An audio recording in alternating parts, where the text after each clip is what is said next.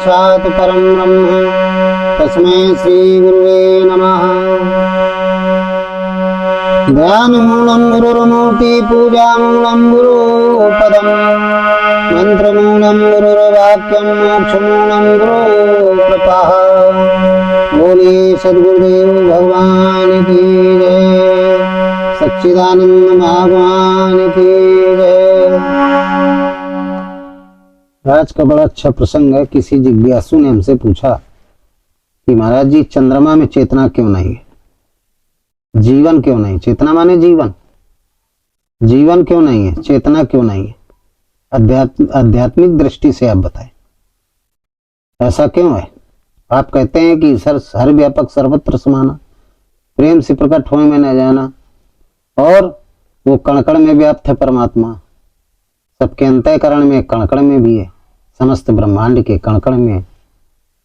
और आप चेतना भी कहते हैं, परम चेतना कहते हैं, लेकिन वहां ऐसा नहीं है, कुछ नहीं समझ में आ रहा है। तो उसने प्रश्न सीधे कह दिया कि चंद्रमा में चेतना क्यों नहीं है। तो मैंने बताया कि चंद्रमा में चेतना है, परम चेतना है चंद्रमा में। तो बोला कैसे मान ले, वहां तो कोई जीवन नहीं है। हमने कहा ये बात सही है आपकी, जीवन नहीं है। समझाने का प्रयास किया, कम समय था तो बात समझ में कम आई उस साधक के। तो मैंने कहा आपको अपने सत्संग के माध्यम से विस्तार में बताएंगे तो बात आपकी समझ में आ जाएगी। बोला ठीक है। तो उसी साधक, जिज्ञासु साधक के प्रश्न का उत्तर आज के सत्संग में हम दे रहे हैं। आप लोग अपनी चित्त वृत्ति को संयमित करके सत्संग को सुने और इस स्मृति में धारण करें कि चंद्रमा में चेतना क्यों नहीं है। जाने कारण, इसका कारण मैं बता रहा हूं। तो देखिए, चेतना के बारे में बताया गया है, इसी को जीव कहा गया, इसी को जीवात्मा कहा गया। गोस्वामी जी ने लिखा रामचरितमानस में, ईश्वर अंश जीव अविनाशी, अचेतन अमल सहज सुख राशि।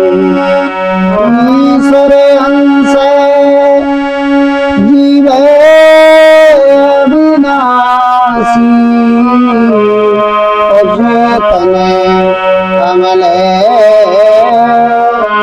सहज सुख राशि।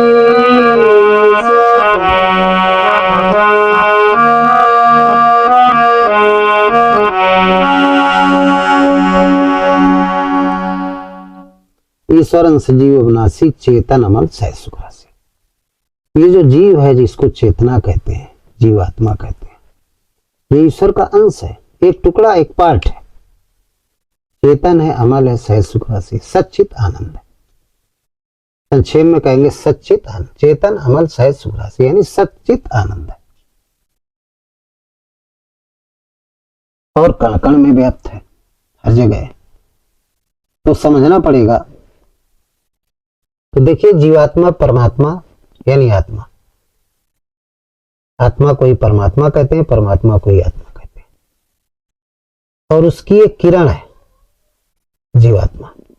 क्या है? किरण है। जैसे सूर्य है, और सूर्य में कितनी किरणें निकलती हैं? तो जितनी किरणें हैं सब क्या है? परमात्मा रूपी, जो परम चेतना रूपी सूर्य है, सब कर परम प्रकाशित जो ही राम अनादि अवध पद सोई। तो स्वामी जी ने लिख दिया है, सब कर परम प्रकाशित जो ही, जो समस्त ब्रह्मांड को प्रकाशित कर रहा है। सूर्य है तो सूर्य किसको प्रकाशित करता है? सूर्य अपने सौर मंडल को प्रकाशित करता है। इसके सौर मंडल में 9 ग्रह हैं, 9 ग्रहों को ये प्रकाशित करता है, उसके बाहर ये नहीं प्रकाशित करता। ये विज्ञान की भाषा है। विज्ञान ने खोज कर लिया है कि सूर्य का जो सौर मंडल है उसमें 9 ग्रह है, उसी के अंतर्गत पृथ्वी आता है, चंद्रमा भी आता है। इन सबको प्रकाशित करता है, सब जगह उसका प्रकाश जाता है, लेकिन इसके बाहर वो प्रकाशित नहीं करता। 9 ग्रहों के अलावा और जितने ग्रह हैं उनको प्रकाशित नहीं करता। तो अब बात आती है, गोस्वामी जी ने लिखा कि सबकर परम प्रकाशित जो ही, राम अनादि अवध पथ सोई। राम को बताया गया कि वो अनादि है, अभी का नहीं है, अनादि है। बिन पथ चले सुने बिन काना, कर बिन काज करे विधनाना। आनंद रही सकल रस भोगी, बिन वाणी वक्ता बड़ जोगी। तन बिन परस नयन बिन देखा, ग्रही घ्राण बिन भारत सीखा। असभ भांत अलौकिक करनी, महिमा जास जाय नहीं बढ़नी। इस स्थिति वाली शक्ति को राम कहते हैं। रमे नियंत्रणात्मा सब घटाटोयाम, ताई से बुद्ध संत जन कहते तासराम। अंतःकरण में जब वो ही शक्ति रमण करने लगती है तो उसको राम कहते हैं, बाहर उसको ब्रह्म कहते हैं। श्वासों के स्वरों में जो रमण करता है उसको ईश्वर कहते हैं। इस तरीके से बहुत नाम है। तो जो जीवात्मा है, परमात्मा की धारा प्रवाह ऊर्जा है, उस परम चेतना की धारा प्रवाह ऊर्जा है जीवात्मा। ये परमात्मा का जो शरीर है, इसको ब्रह्मांड कहते हैं। ये ब्रह्मांड किन किन तत्वों से, प्रमुख किन किन तत्वों से बना है? एक ब्रह्मांड ये, एक ब्रह्मांड बाहर का है, एक ब्रह्मांड हमारा आपका सबका शरीर है। तो दृष्टांत रूप में बताया गया है। छोटे से उदाहरण को समझाने से बड़ा उदाहरण समझ में आ जाता है।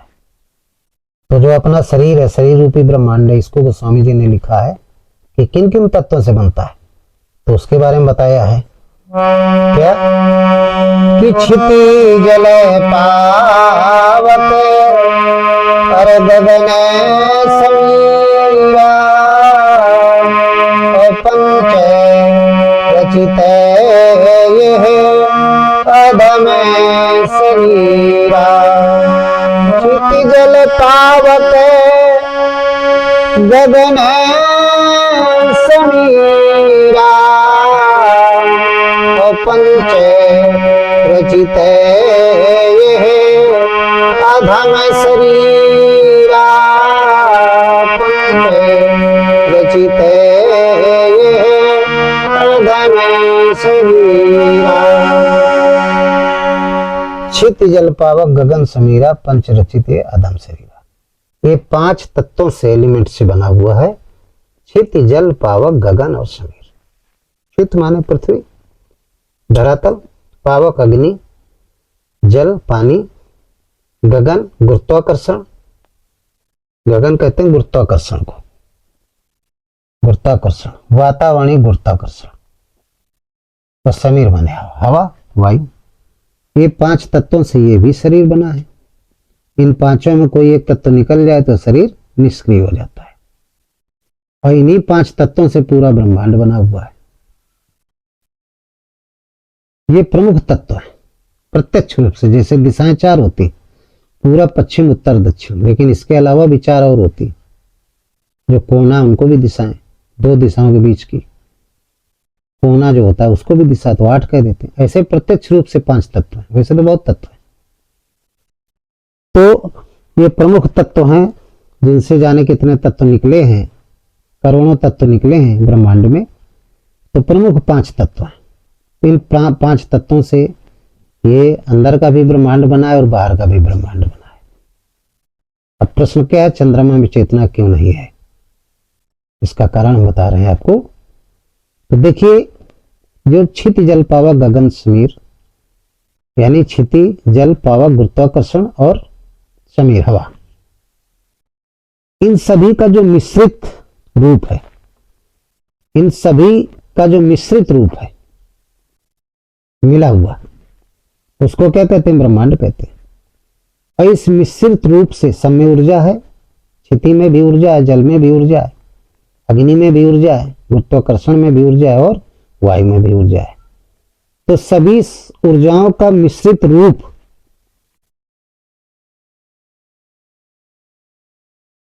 उसको क्या कहते हैं?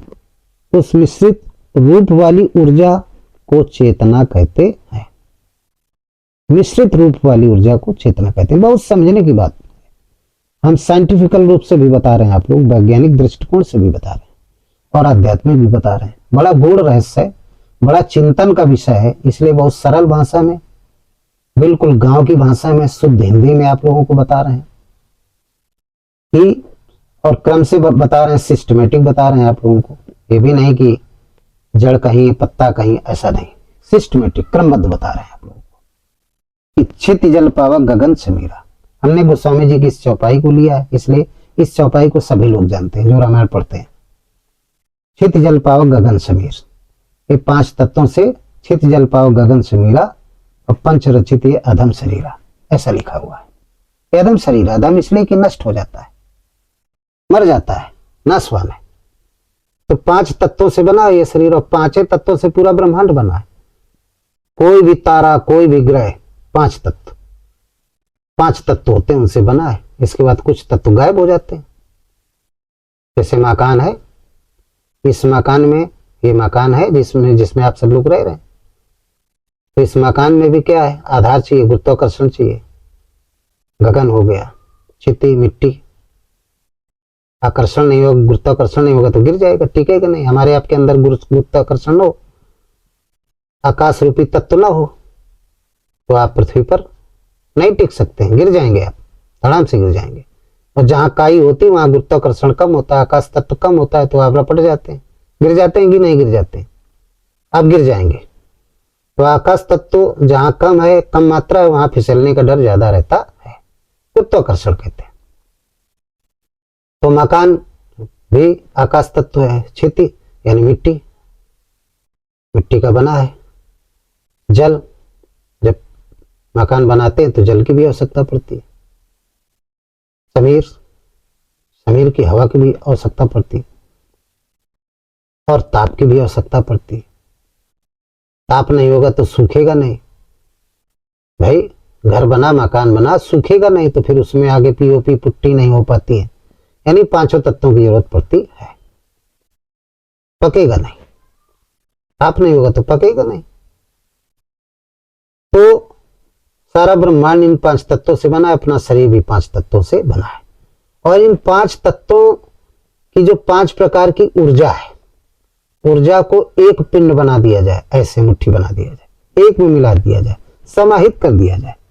उस समाहित ऊर्जा का जो रूप है, उसी को क्या कहते हैं, चेतना कहते हैं। उसी को चेतना कहते हैं। और ये ऊर्जा प्रवाहित रहती है, ये क्या प्रवाहित रहती है, बहती रहती है, ये प्रवाहित रहती है, चलती रहती है, हवा की तरीके, जैसे हवा सब जगह है ऐसे प्रवाहित रहती है। हवा होगी तो वहीं, जहां हवा नहीं होगी, अब विचार करिए कि चंद्रमा है,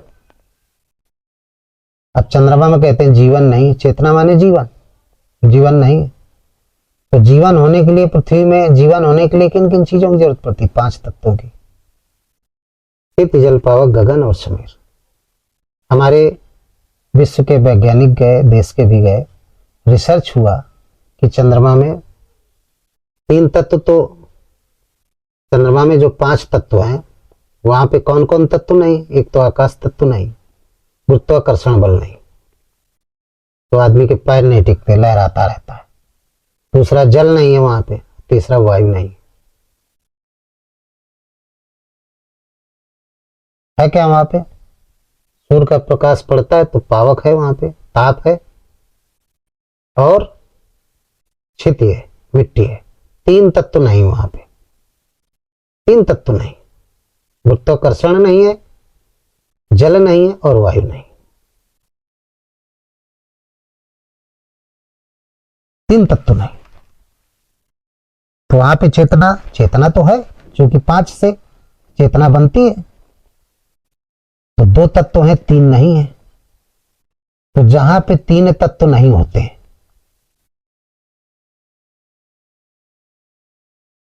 3 तत्व नहीं होते या 2 तत्व नहीं होते, विशेष करके पानी और हवा। पानी और हवा नहीं है तो वो सब जड़ कहलाते हैं। और यदि ये दोनों मिल जाएं तो फिर उसको चेतन कहते हैं। जड़ चेतन का अंतर भी हम बता देते हैं, जिससे कोई बाद में प्रश्न करे। जड़ चेतन गुण दोष में विश्व कीन करतार, संत हंस गुण गाहे पे परिहर वार विकार, गोस्वामी जी ने लिखा है। परमात्मा जड़ में भी है और चेतन में भी है, दोनों पे। और दोनों को मिला करके इस ब्रह्मांड की रचना हुई है। तो पृथ्वी में क्या है? चेतन है।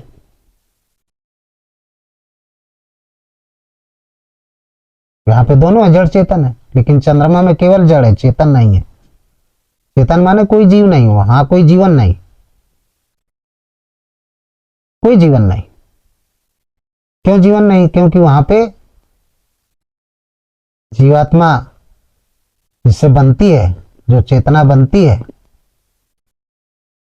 वो जो ऊर्जा, 5 तत्वों की ऊर्जा है, उसमें 2 तत्व नहीं है, 2 तत्वों की ऊर्जा नहीं है, इसलिए वहां पे चेतन जीवन नहीं है, पानी और वायु नहीं है। तो पांचों का मिश्रित रूप जो प्रवाह है वो पृथ्वी में है। तो जिन जिन ग्रहों में पांचों का प्रवाह है वहां पे जीवन है, वहां पे वनस्पतियां हैं, वहां पे इंसान है, पशु पक्षी हैं, कीड़े मकोड़े हैं, वहां पे जीवन है। और चंद्रमा में 2 तत्व नहीं है। तो विचार करिए बहुत गहराई से, आप समझ जाएंगे यहीं पे कि जीव क्या है, जीवात्मा क्या है। तो जो परम चेतना है, जो परम चेतना है, उस परम चेतना में सब पाए जाते हैं। परम चेतना के अंतर्गत सब कुछ पाए जाते हैं। उसका प्रवाह नहीं होता है, वो स्थिर होती है। और उससे जो किरण निकलती है, जैसे सूरज है, सूरज क्या है? अपने 9 ग्रहों का, 9 अपने सौर मंडल की वो परम चेतना है, वो एक जगह स्थिर है। और उसकी जो किरणें निकलती है, वो किरणें ही जीवात्मा रूपी किरणें हैं, वो पूरे 9 ग्रहों को प्रकाशित करती है, जीवन देती है, प्रकाशित करती है। इसी तरीके से समस्त ब्रह्मांड की जो ऊर्जा है, परम चेतना है, उसकी जो किरणें निकलती है, वो सब क्या है? जीवात्मा है। और वही परम चेतना हमारे शरीर के अंदर स्थापित हो जाती है। सबकर परम प्रकाशित जो ही राम अनादि अवतपत सोई। तो जड़ रूप में स्थापित हो गया, स्थित हो गया, उपद्रष्टा रूप में। उसी को गीता में कहा गया, उपद्रष्टा हनुमंता चा भर्ता भोक्ता महेश्वरा परमात्म व्यक्ति चाप युक्त देहेश में पुरुषा परा। और कहा गया, ज्योतिषामक्त ज्योतिषमसा चा परमुचिते ज्ञानम ज्ञेयम ज्ञान गम्यम हृदय सर्वस्व। ज्योति के रूप में स्थित है, जैसे मंदिर में स्थित होता है ज्योति के रूप में, जिसको शिवलिंग ज्योतिर्लिंग कहते हैं। लेकिन वो जलता है, उससे एनर्जी निकलती है, चेतना निकलती है, चेतना निकलती है। वो चेतना हमारे शरीर के हर सेल्स में, हर कोशिका में वो विद्यमान रहती है। 1 मिनट में 72 बार, सर से लेकर पैर तक वो रमण करती है चेतना। और जिस अंग से निकल जाती है वो अंग लुंज हो जाता है, पैरालाइज हो जाता है, फालिस न्यूराइटिस का शिकार हो जाता है। बोले हमारा हाथ काम नहीं कर रहा है। वो परम तत्व जिसको आत्मा कहते हैं, उससे जो ऊर्जा निकल रही है, वो इस बराबर सब अंगों में प्रवाह हो रहा है। यहाँ पे प्रवाह कम हो गया, चेतना यहाँ काम करना बंद कर दिया, काम करना बंद कर दिया। तो जीवात्मा के बारे में समझा रहे हैं। जब शरीर मरता है, जब सारे शरीर से वो किरणें निकलना बंद हो जाती है, तो किरणें निकलना बंद हो जाती है उस आत्मा से, ऊर्जा बंद हो जाती है, तो फिर शरीर निष्क्रिय होता चला जाता है, हाथ पैर सब लूंज होते चले जाएंगे।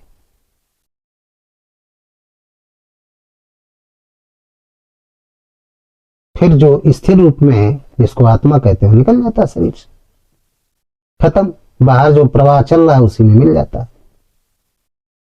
उसी में मिल जाता है।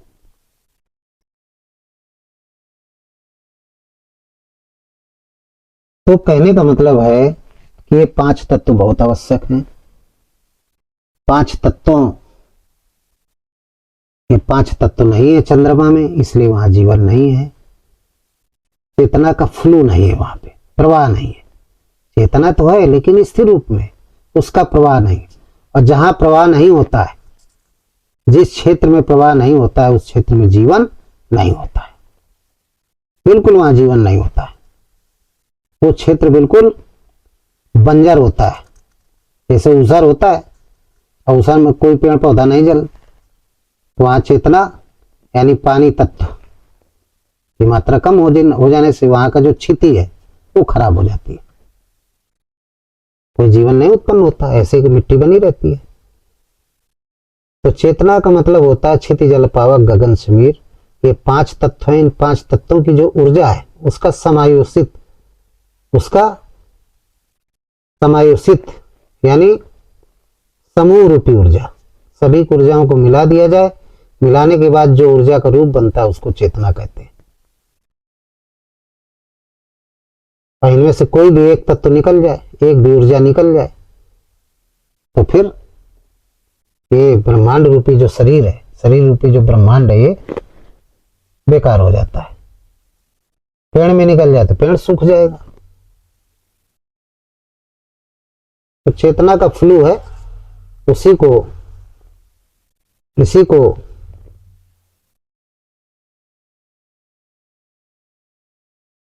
जीवात्मा कहते हैं।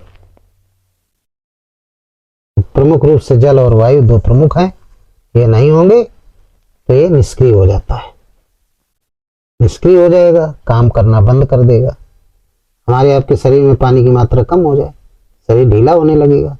ऑक्सीजन की मात्रा कम हो जाए, शरीर ढीला होने लगेगा। पानी की मात्रा कम होगी तो काम चलेगा, लेकिन इन दोनों तत्वों की कमी हो गई तो शरीर ढीला होने लगेगा। जब ढीला होने लगेगा तो सारे शरीर की जितनी भी एनर्जी है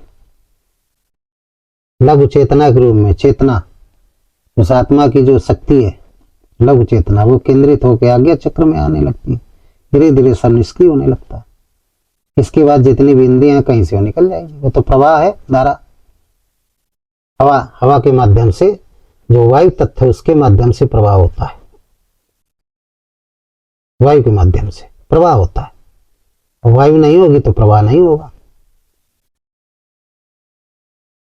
हो ही नहीं सकता है। जल में भी पवन का प्रवाह है, हाइड्रोजन और ऑक्सीजन तो मिल करके जल बनता है, उसमें भी वायु का प्रभाव है। तो इस तरीके से चंद्रमा में इसीलिए जीवन नहीं है। फ्लो धारावाहिक जो धारा प्रवाह चेतना है वो नहीं है। परम चेतक तत्व तो है, परम चेतना है, लेकिन जो उसकी धारा प्रवाह चेतना है, परम चेतना का जो फ्लो है, धारा प्रवाह, उससे जो किरणें निकलती हैं वो नहीं निकल पा रहे। क्यों? इसलिए कि वायु और जल तत्व वहां पे नहीं है, इसलिए वहां कोई जीवन नहीं। पृथ्वी में है तो पृथ्वी में जीवन है। तो ये बात समझ में आ गई होगी। इन्हीं शब्दों के साथ आज का सत्संग समाप्त करते हैं। बोलिए सद्गुरुदेव भगवान की जय। सर्वे भवन्तु सुखिना, सर्वे सन्तु निरामया, सर्वे भद्राणि पश्यन्तु, मा कश्चित् दुःखो भाग् भवेत्। ओम राम राम।